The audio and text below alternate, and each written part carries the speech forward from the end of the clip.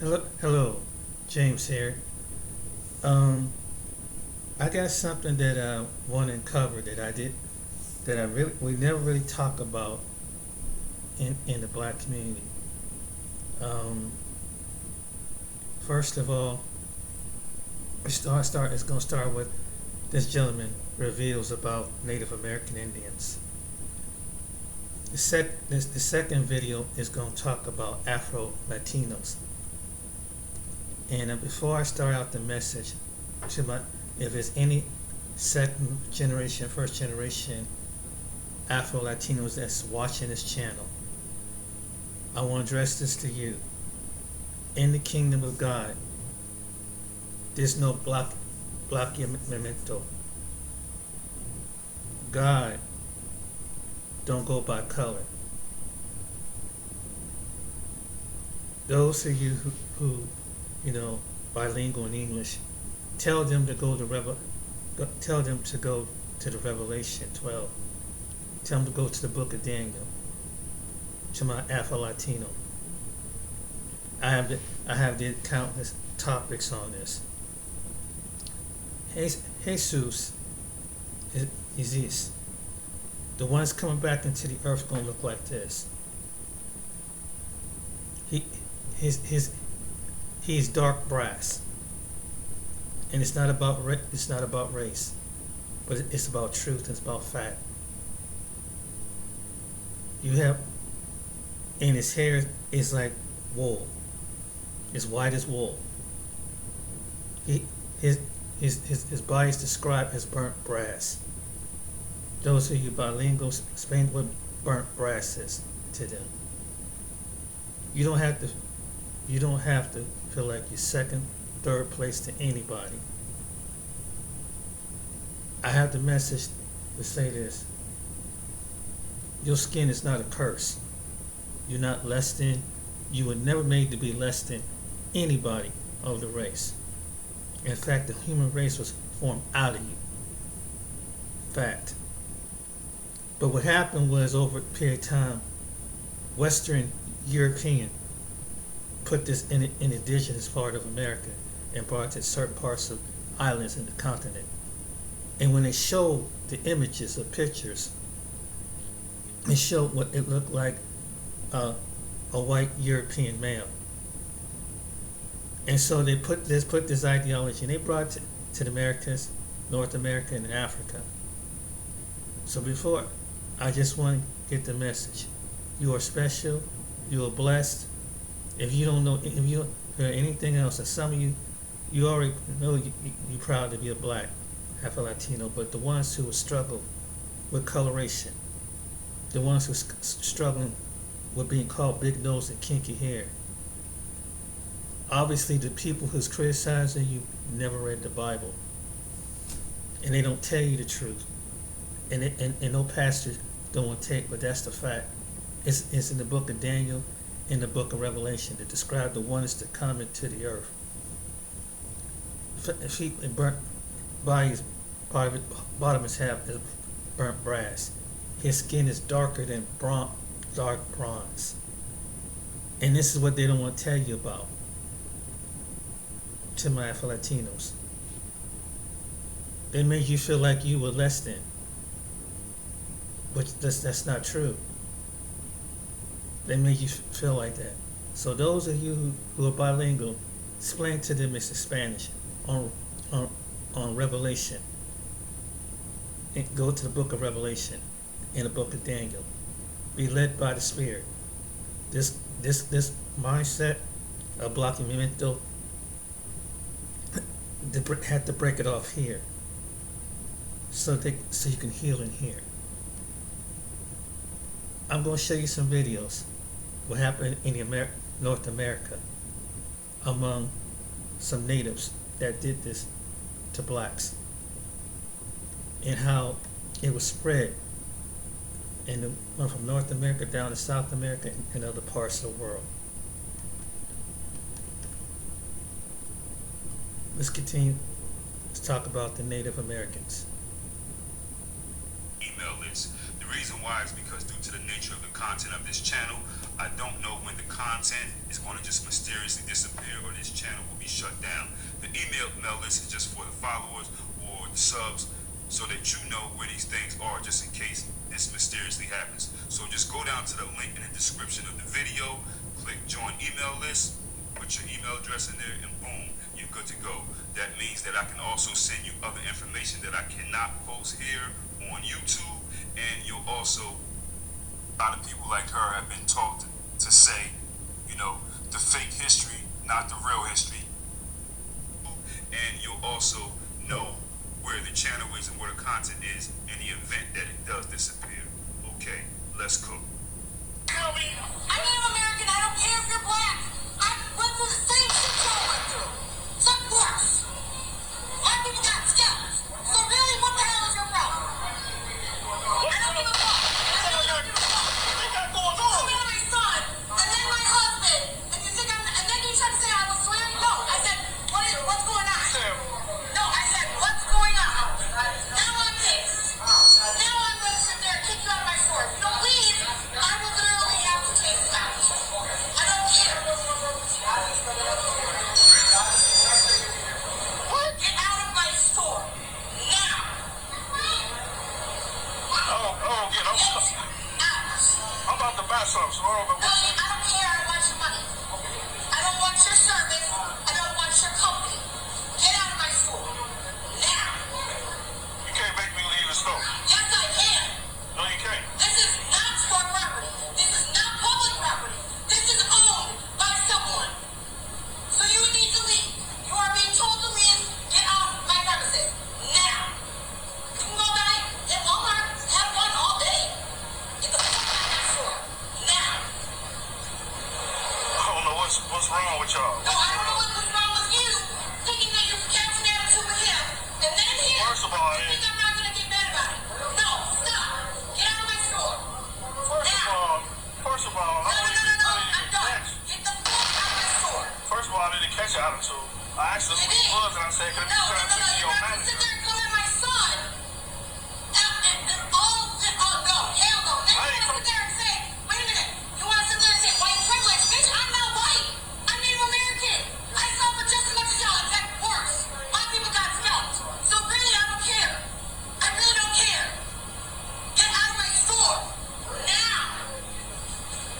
I will call the police. Okay, I'm okay. Okay. Why do American Indians hate black people so much? For the most part, the majority. Why do they hate black people so much?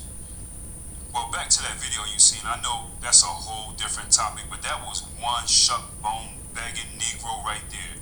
And that's the mindset of a lot of our people, unfortunately. He was just going to, beg to support these people. He was going to beg to give these people money who was telling him to get the F out of there to eat one of them old dirty Subway sandwiches. Anyway, but let's get back to it.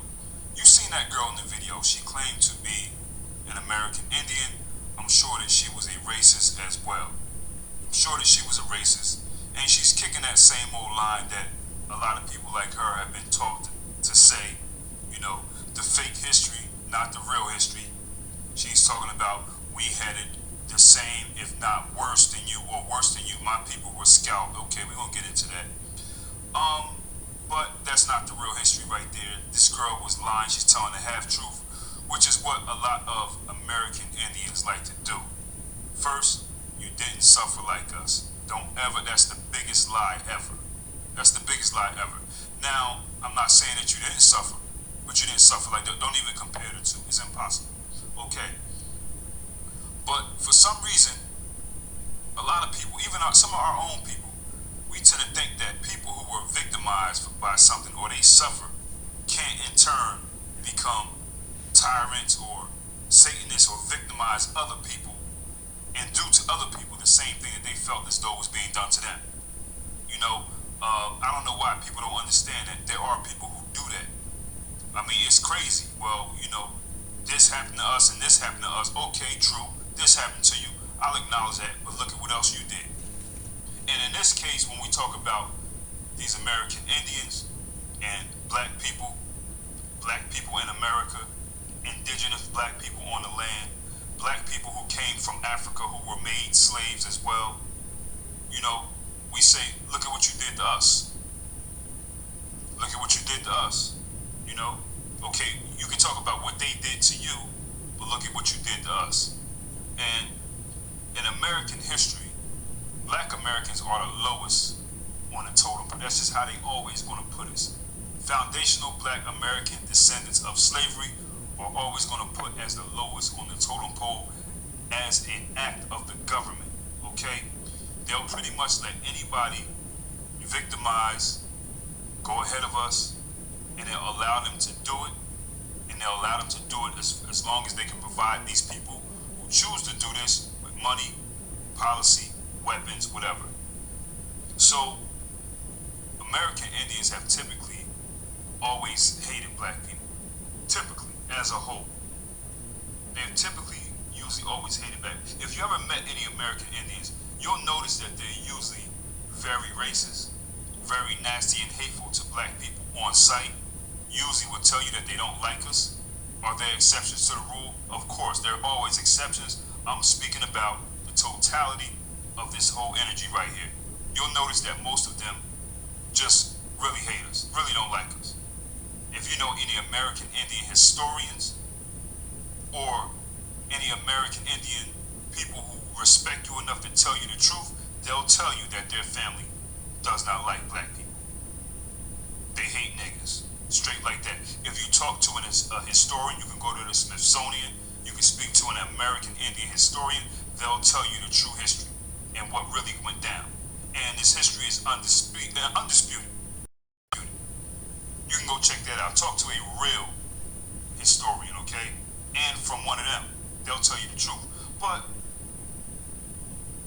you also notice that one thing about them is that while they tend to like hate us a lot, they love white people. It's like they just love and adore white people. They have no problem marrying white people. They have no problem being up in white people's faces, smiling, partnering up, grouping up, doing anything with white people. We're going to get into why as well. You know what I'm saying? So you're talking about some people like that girl in that video who claims they were victimized by white people and the white government. They did this, and that to us. But why do they love them so much then and hate people who never did absolutely anything to them? Okay, why do they love them so much? Because you'll notice, for the most part, they love them. Okay? So here's how it went down. When these white pilgrims were coming to America, right? They're coming to America, they're getting off these ships, you know, infected, lice bugs, you know, syphilis, herpes, whatever else they got on there from doing what they do with each other on them ships. You know what they was doing. All men on there. Okay, so they get off these ships and they start kicking it with these American Indians. I'm not talking about Native Americans who look like many of us. I'm talking about they kicking it with these American Indians. That's who they gravitated to. They're kicking it with them. They went to these folks. They went to the chiefs or the prominent members of their tribes, and they said, okay. It's a scary time for investing. Here's the It's secret. deep. There's a different way. They said, okay, you need to become civilized like us. If you want to be civilized, we're here to help you out. So they went to the Cherokee, the Chickasaw, the Choctaw, the Creek, and the Seminoles. You need to be civilized. You got to do better. You out here laying in these teepees and whatnot, you know, running, throwing spears, and, you know, killing a buffalo and doing all this other stuff, and, you know, living off the land. You need to learn, you need to be civilized like us. You know, you need to do better. What we're trying to do is we want to enslave black people, and we want you to work with us. We want you to help us enslave black people. And we also want you to get some of these plantations and farms and, you know what I mean, and slaves as well. If you do help us, work with us, we'll compensate you, we'll reward you, we'll give you food, clothing, weapons, things like that. We want you to be like us. We want you to have farms, want you to have slaves, you know, live in a house, you know, do like we're doing. And if you agree to this, if you agree to do this, we'll make you civilized. We'll call you civilized. We'll call you civilized Indians. And these so-called civilized Indians who agreed to this, they became what we know as the 5 civilized tribes, which are the Cherokee, the Chickasaw, the Choctaw, the Creek, and the Seminole. There you go. These are the 5 civilized tribes. Why are they civilized? Because they made an agreement with the white man. And this agreement was called the New York Treaty of the year of 1516. So any black folks who claim to be Cherokee, Chickasaw, Choctaw, Creek, and Seminole, I mean, you were enslaved by them, okay? And you get a lot of black people who are just proud. I think it's a connection to, you know, being lighter skinned, having long hair. That's what I think. Yeah, I'm Seminole, I'm Creek, I'm Chickasaw, I'm Cherokee. You were enslaved by them. Unless you really, really want, you were enslaved by them, okay? You may be an indigenous American. You may have been here already. You may have not come from, well, I can't even say that. You may have been here already before these white pilgrims came here, but find out what you really are then. Anyway, okay.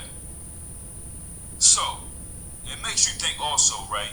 These people, they told these American Indians that we'll give you this, this, and this. Now, we already know that they already had their own clothes. They already had their own names. They already had their own land. They already had their own, you know, they knew how to grow their own food. They knew how to do all that. They did well on their own, but they fell for the okie doke.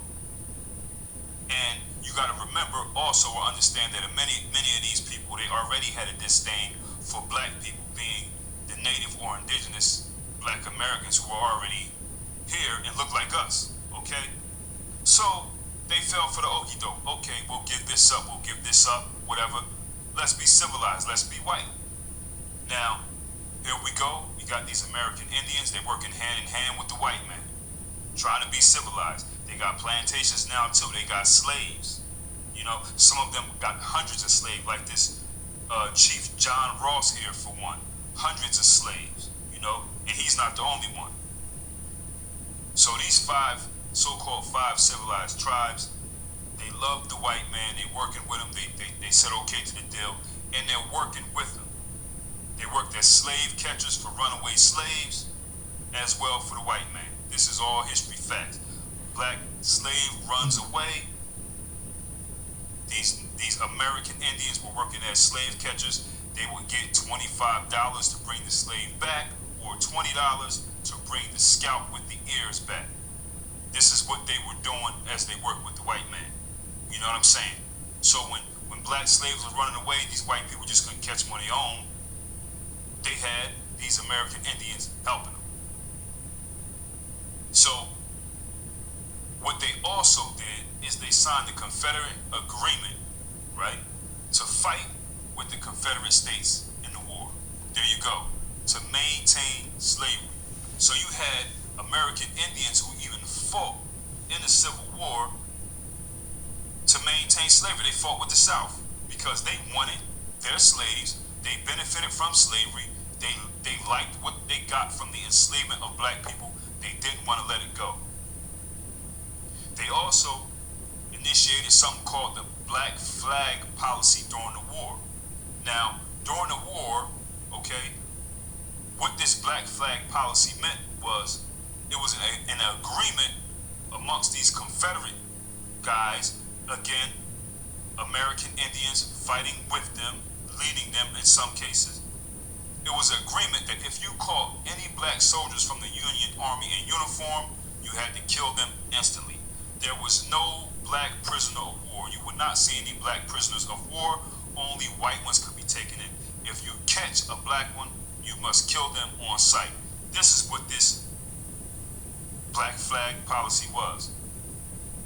Okay? That's what it is. And again, the American Indians of these 5 civilized tribes, they signed this policy as well. They signed this treaty while they were fighting to keep slavery with the South. That it is what it is. You can look up the Fort Pillow Massacre, and there were others as well, and it'll show you, and it'll, you know, you'll see where they throw a bunch of black. You'll have a bunch of black, you know, soldiers. Instead of letting them come in as prisoners of war, they just straight massacre all of them, throw them all in the water in a lake, shoot them up, massacre them by the hundred. This is what they were doing to us because the policy was you can take in a white soldier, bring him in as a prisoner, but not a black one. You gotta offer him. American history. Actually, the last general from the South in the Confederate States was a general named Stan Wade. Well, his real name is Stanhope Owaite Degataga. I think that's how you pronounce his name. Stanhope Owaite Degataga. He was a Cherokee general during the Civil War, and he was the last to surrender. And as you can see, these American Indians, they gave these people these white names as well. That's why you see a lot of them with these white names. You look at them, they're like, yo, my name is Sarah Ross. My name is Tommy this. You know what I mean? Why ain't your name Stanhope Uwate Degataga? Because they wanted to be civilized. They got down and took them white names as well. Why would they have a name like that? You know what I'm saying? They wanted them. They got these white names, just like this dude, General Stan Wade.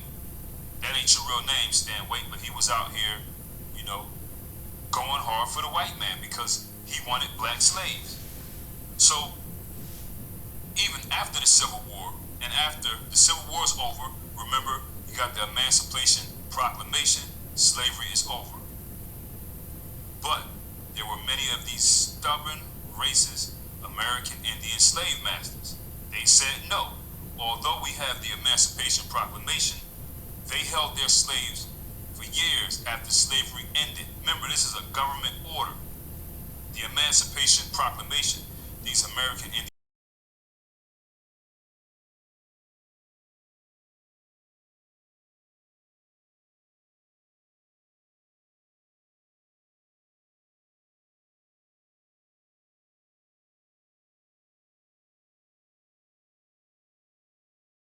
free any black people that live in your territories that you're holding as slaves.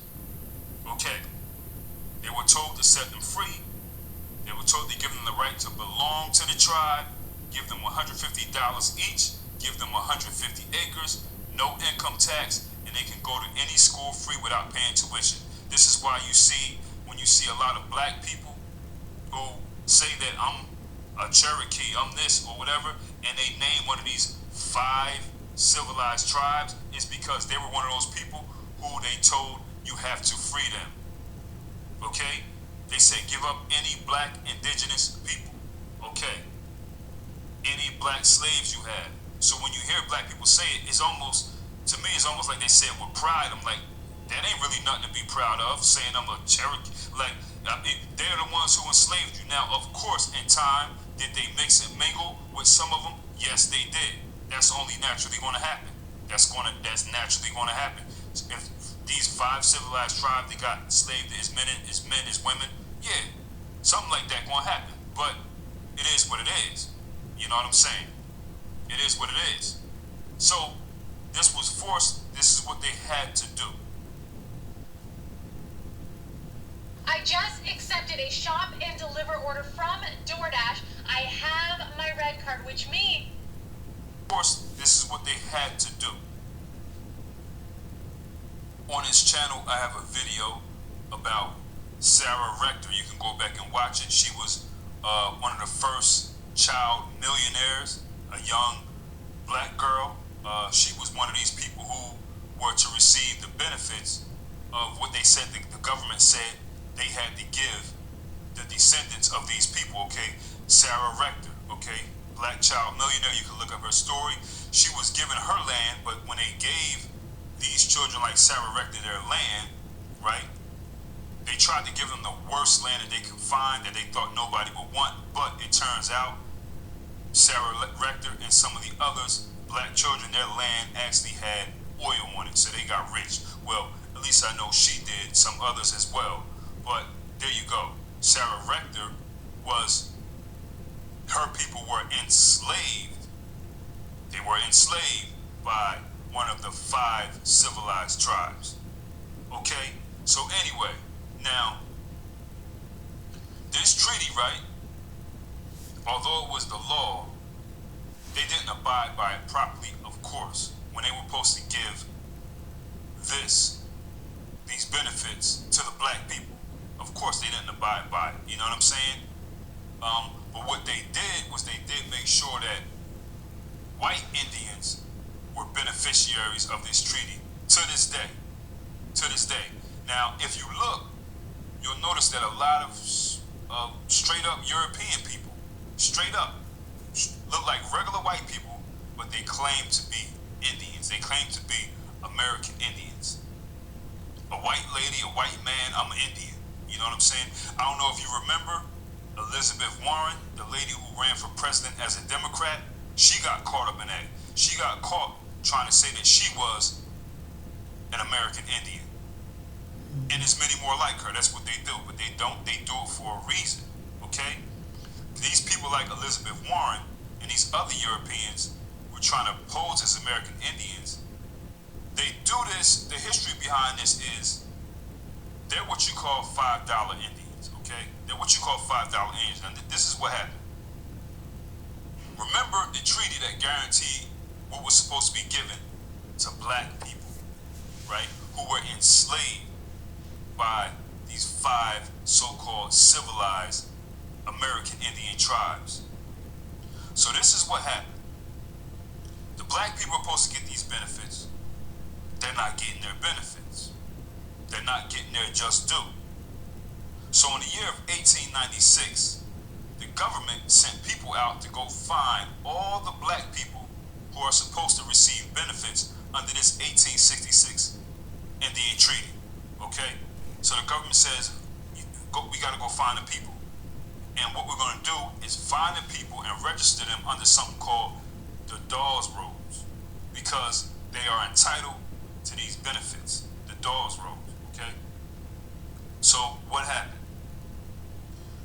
They have a committee out, right, looking for black people to find so they can get their benefits. They have a whole committee.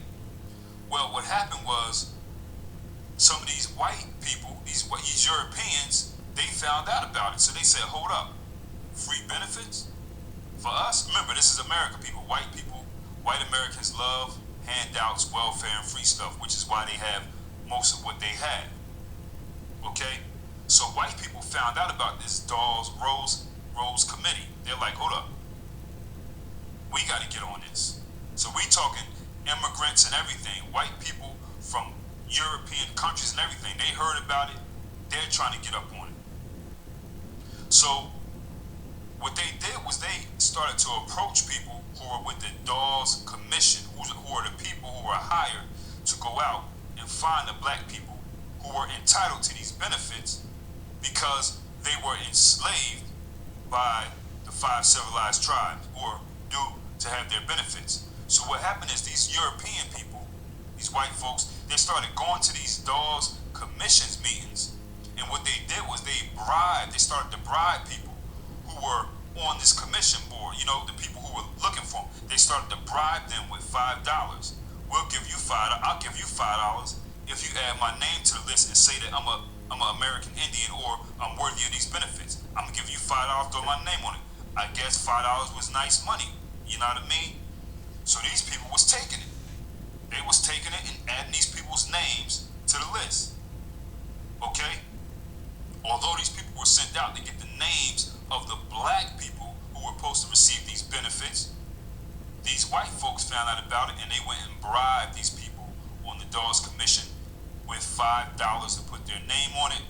$5 Indians is what they're called. That's why we have people who look like Elizabeth Warren and other Europeans claiming to be Indian, but they're not. They're just as white as Joe Biden or whoever else. You know what I'm saying? That's why you see those people. Because their people put it down for them, their ancestors or whatever, through lying and bribing. You know what I'm saying? So people like us, who were either indigenous enslaved black Americans or enslaved black Africans, who were supposed to receive these benefits, got absolutely nothing. To this day. Okay? To this day. Foundational black American descendants of slavery. Yes, some of us were enslaved by the people that we love to say, I'm Cherokee, I'm this. Okay. There you go. So what happened was the white folks, they're taking the benefits. They're stealing the benefits. They're getting the money. So what they did, they wanted to keep it going. They said, we got to keep this going. We got to make sure these black people don't get nothing. These black people who are entitled to these benefits, we got to make sure they don't get anything. What do we do? What can we do? What they did was, in the year of 1938, these Indians, white people, or other Indians, they sent a letter to the Department of the Interior, right?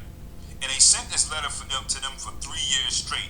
And the purpose of this letter that they sent to the Department of the Interior is to make sure that the black people who were supposed to get these benefits or these reparations would never get them.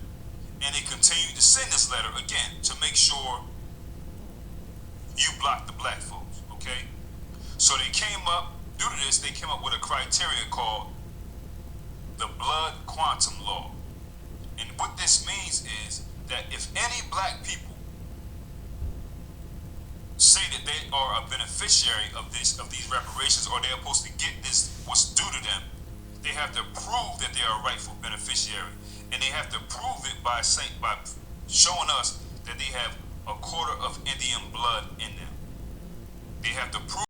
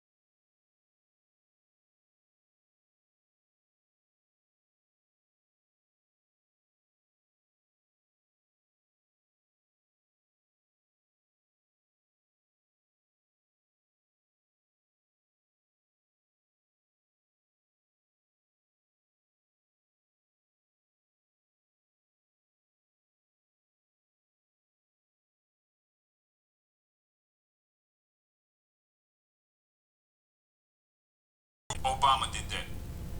So the history with, these American Indians and black people, it would explain why they hate black people so much. You know what I'm saying? All you got to do is look at the history. They've been hating us for a long time. You know what I mean? For one, many of them are just Europeans posing as American Indians to get the benefits. That's one. And it's normal for them to just hate black people. In their country, wherever they come from, that's just normal. You know what I mean? Europeans, for the most part, hate black people. That's just in them. So you have the ones who aren't really American Indians, but posing as them, like Elizabeth Warren and others. It's normal for them to hate black people. So then, on the other hand, you can go back to their history in America. You can see American Indians participated in any atrocity against black people that they were invited to participate in. Any, whatever it was. Scalping us, slave catching, slave owning, not giving us up. If the white people invited them or gave them the opportunity to do something evil to us, they always signed on the dotted line. Let's get down with that. Check the history. They willingly did it. They wanted to. They didn't say no. They didn't fight, on behalf of us and things like that. And they even defied orders when they were told that they had to let us go. So, let's get to this Trail of Tears thing also, man. Because a lot of people be talking about this Trail of Tears thing as if it's something that we should be looking at. Yeah, our history ain't your history or other people's history. I'm speaking from the standpoint of a black person, okay? This Trail of Tears. So, you have these American Indians who say they suffered. Okay, you suffered. American Indians suffered this, and this happened to us. They did this, but what about the people who you were oppressing? and making suffer as well, which is us, which is our people. So when this trail of tears, while you're on this trail crying with tears, what they don't tell people is they had a bunch of black slaves with them as well. You know what I'm saying? They were being forced to the west by the government. They were being forced out of these territories into these Indian territories in the west, and the white man forced them there. But the fact is that these American Indian slave masters, right, or these American Indian so-called heroes that people try to lionize, chief, this, and this, they took their slaves with them. You know what I mean? They took their slaves with them. And if you look at the story on Sarah Rector, who I have on this channel, the first child millionaire, her descendants are of these people who were with them that were forced out there to Oklahoma. You know what I mean? So these so-called great Indian chiefs, like Chief Ross and all them, they were also fighting to keep their slaves and their land, but their slaves also. They love having black slaves, man. You know what I'm saying? Now, like me, I know people may be thinking, well, that's the 5 civilized tribes. That's the 5 civilized tribes. What about all these other tribes who are not named as one of these 5 civilized tribes? Correct. There are many more tribes as well. Many more American Indian tribes. And not, actually, most American Indians didn't, participate in enslaving black people and fighting for slavery. Most of them didn't. But they still, all for the most part, hate black people also. So even the ones who weren't even, beneficiaries of slavery, weren't one of the 5 civilized tribes. Why do they still hate black people too? Well, that's just like the fact that most white people from Mississippi didn't own slaves either. If you go back and check, most white people from Mississippi, they didn't have slaves, but you'll notice that those same white people from Mississippi, they still hate black people. They still hate niggas, yo. As they say. Why? It's the same concept with these other tribes of Indians who, although they weren't slave masters, although they didn't have these big plantations and enslave a bunch of black people, they still hate black people. Because, like these people in Mississippi, they're considered like the low folks.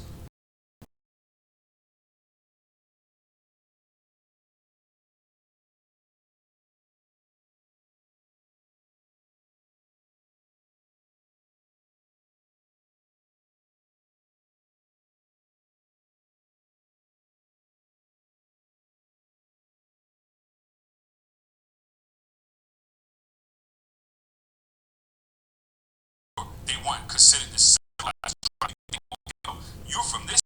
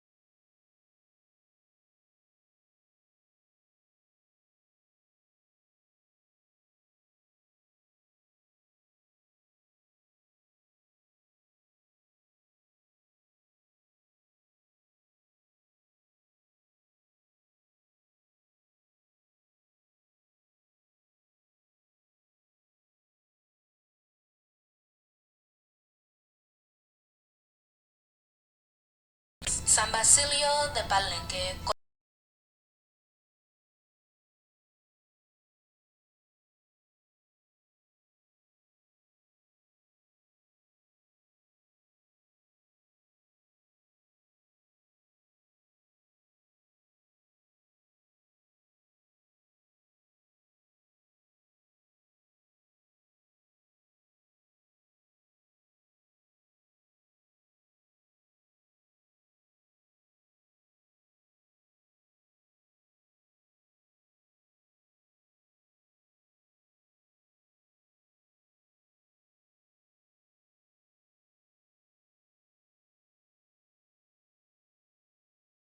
class issues. And I'm here to tell you,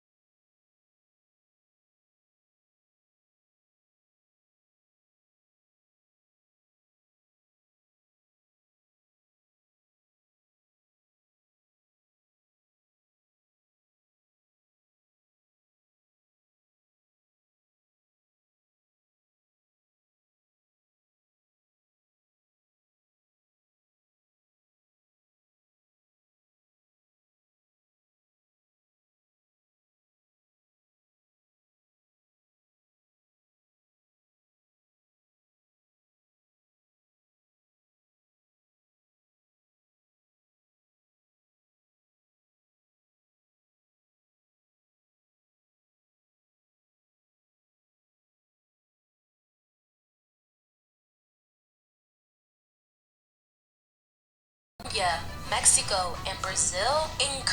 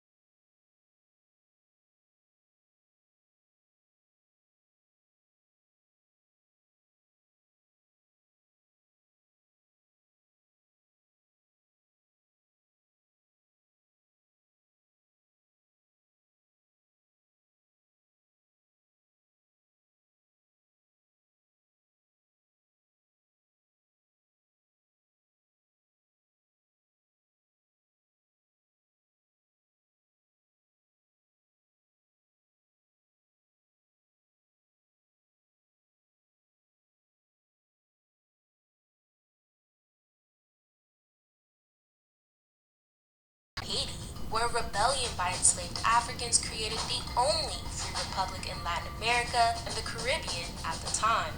Haitian President Alexandre Pétion agreed to help Bolivar on his quest for liberation under one condition.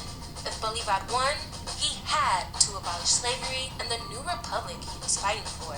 Bolivar agreed, and a few years later, he defeated Spain throughout South America and declared himself president of present-day Colombia, Venezuela, Panama, Ecuador, Peru, and Bolivia.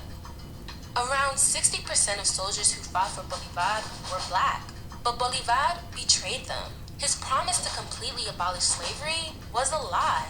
He even complained that black soldiers were audacious to want absolute equality. They had to wait 40 years after the war to gain their freedom. Bolivar and many other white elites feared that they would eventually be outnumbered by black and indigenous people. So he maintained Latin America's colonial, racial, and class hierarchy to keep control among the white elites. Bolivar believed in liberation, but only for some. Whites will not give up anything to black people, or in general, unless it benefits them more. We're talking about a definite racial and social stratification that was the foundation of the region and in which the region still adheres to. Nothing has changed. Anti-blackness was baked into the foundation of the region, but that anti-blackness didn't stop with Bolivar. See, the emancipation of slavery was a threat to the social hierarchy in Latin America, so white elites came up with a plan to systemically, physically, and culturally wipe out black people. How did the region do it? Mass white European immigration while banning the immigration of non-whites. Welcome to the Blancamiento and Brancamiento period, which literally mean to whiten. The goal was for future generations to no longer have visibly black and indigenous people, so that the national identities in these new nations would be associated with whiteness. In this period, elites aimed to make black people disappear through their gradual absorption into the white race. Over 10 million European immigrants settled in Latin America between 1880 and 1930, with 90% of them going to Argentina, Uruguay, Cuba, and Brazil. Brazil even went as far as to pay for transportation costs from Europe and passed a law making European immigrants automatic citizens as soon as they arrived. European immigrants were given preference over black people in jobs, housing, and education. And the impacts of this are still felt today. Today, over 78% of Afro-Brazilians live below the poverty line. There have been many attempts to resist the relentless oppression of black people in Latin America. In Brazil, the unified black movement has challenged racial and class discrimination since the 70s. And in Colombia, Francia Marquez has led the battle for Afro-Colombian land rights since she was 15. She gave a voice to people who didn't feel represented by the white elites who ruled Colombia for centuries. And in 2022, she was elected Colombia's first black vice president. Después de 214 años, logramos un gobierno del pueblo, el gobierno de los nadies y las nadies de Colombia. So the policies aimed at erasing black people from society failed, but they successfully created many obstacles that prevented Afro-descendants from accessing land, education, and the labor market. And that's why you can't talk about the current conditions of black people in Latin America without acknowledging the centuries of discrimination, racism, and oppression. Dash says that in order for anti-blackness to be dismantled, people have to give up power. Our power needs to be seized. Because we're talking about lived and material conditions when we're talking about anti-blackness. It's not just simply someone not liking me because they are anti-black. We're talking about systems that decide people's life and if you will even have a life. This means it's not just about acknowledging and celebrating black people's contributions in Latin America during festivals or national holidays, but about reparations and setting up systems that actually benefit black communities. It's about repair and transformation. And it cannot be up to the same people who benefit from my subjugation. Despite these challenges, black people throughout Latin America continue to fight for equality. And just like San Basilio de Palenque, black communities are still standing.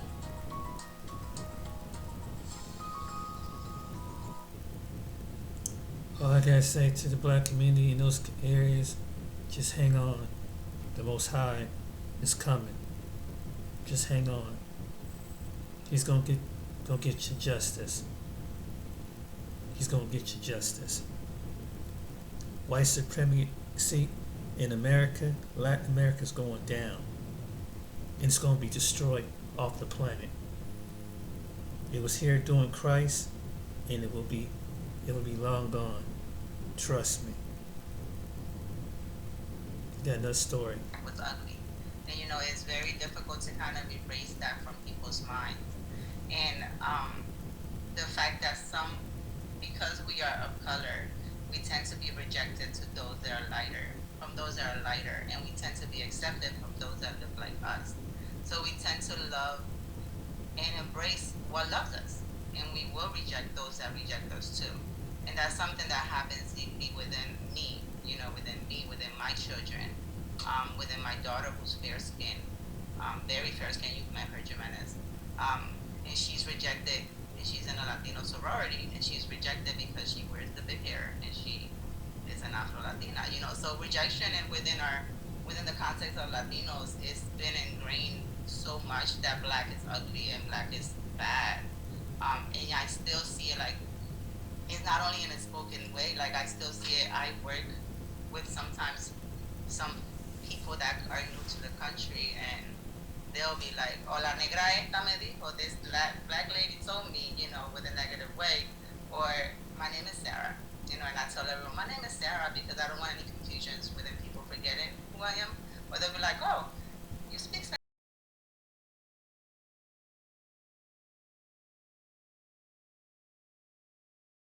You kind of experience so much rejection, and you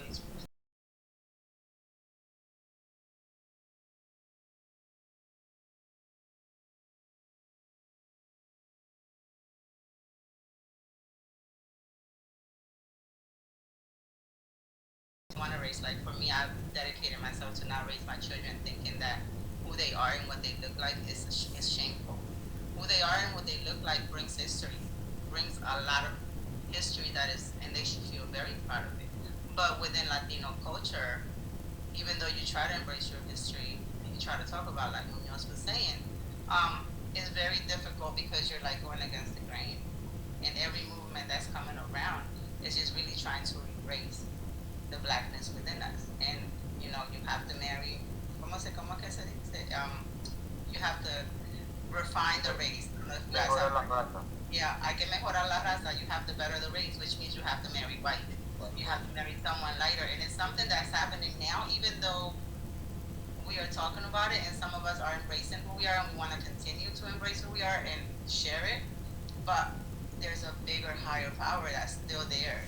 I always say that los viejitos, they have to go, so the new ones can start planting in these new seeds, and so that it can start growing normal. Like the garden will look different once these old seeds and weeds go away. But it's really, really hard to be able to embrace that when you have so many things. Like within history, within African American history, the only time I've ever heard, and I'm a product of the school district, and I had African American history school. The only time I ever heard about Latinos being spoken about was when I used to go and interpret in Mr. Jimenez's class. And this was like 3 years ago. So those things have to be put into the history books. They have to be taught. Not only when they get to high school, but in elementary school. There's always these big heroes and always these big things. And then